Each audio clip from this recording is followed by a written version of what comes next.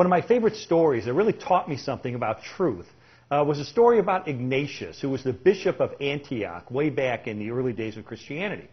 In fact, Ignatius, it is said, this is a legend, we don't know for sure that this is true, but in Mark chapter 9, when Jesus had a little child on his lap, a baby, and he said, whoever welcomes one of these in my name welcomes me, the legend is that that was Ignatius. Now, we don't know if that's true, but what we do know about Ignatius is that he was friends and an acquaintance with several of the actual apostles of Jesus Christ. And he became a follower of Jesus and was later named Bishop of Antioch. Well, as the first century was evolving into the second century, a new Roman emperor by the name of Trajan issued an order saying that people must bow down to the pagan gods or be executed.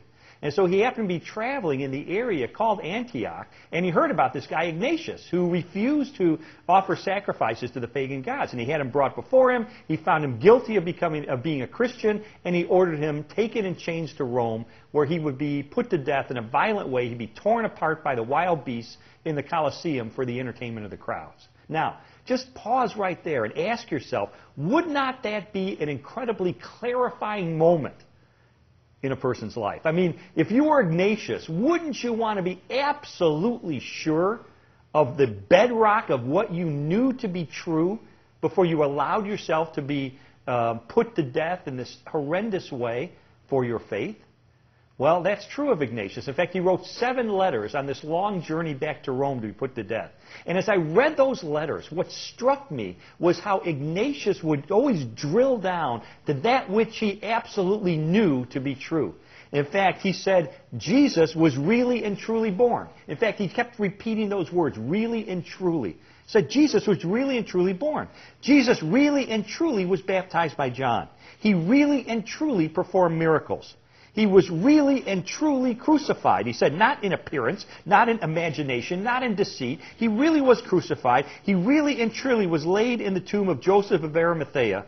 And he really and truly, he said, rose from the dead. He said, these things really and truly happened. These aren't imaginations that, imaginary things that people came up with. This is not legend. It's not mythology. It's not make-believe. This stuff actually happened. And because it was true, because he knew for a fact that Jesus had returned from the dead, he knew someday he would too. And so he was willing to go to his death proclaiming that Jesus is the Son of God who proved it by returning from the dead. And as I encountered that story about Ignatius, what it reminded me of was the absolute bedrock importance of historical truth to Christianity. Christianity, unlike some other faiths, is not just a collection of nice teachings. It's not just some suggestions on how we can live a better life. Christianity is an historic religion. It is rooted in the historic reality of Jesus having entered into this world, made the outrageous claim that he's the Son of God, and then he proved it by his resurrection from the dead.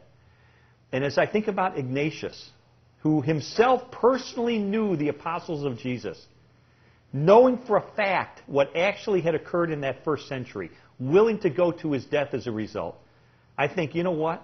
There is persuasive evidence today, the evidence of history, that Jesus claimed to be the Son of God and proved it by returning from the dead. Enough evidence to turn an atheist like me into someone who's a follower of Jesus Christ, as Ignatius was.